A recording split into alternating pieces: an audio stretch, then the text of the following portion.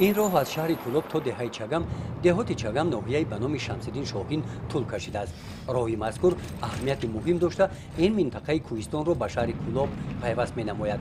این گزارش ما حالت امروزه این راه را انعکاس می‌نماید. این راه یعنی از شهر کلوب تا دهه چگم این راه را 18 گردش 18 پاورات هم مردم میگویند. حالا ما در گردش سیوم قرار داریم. راه سال 1980-81 از نوسازی کرده شده، منفرش کرده شده است. حالا از اون منفرش بعضا قطعه ها باقی مانده است و خلاص. و امروز این راه از نوسازی نیاز دارد. تا دهه چگم باز چند کیلومتر دیگر راه است، ما به اونجا می رویم. گردش‌ها نهایت تنگ و خطرناک شدند. پستی و بلندی و چقری ها سر هر قدم نه تنها به حرکت واسطه‌های نقلیات و حالت آنها تاثیر می‌رساند، بلکه مسافران را هم ناراحت می‌گرداند.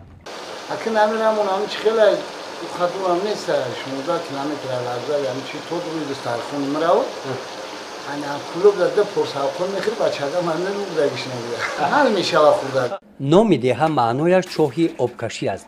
هرچند در دهه 4 عدد همین گونه چاهی آبکشی موجود باشد، ساکنان دهات فصل تابستان نارسایی آب نوشاکی را احساس می‌نمایند. بسیار ایو بعد تابستان در تنقیدی میکشیم.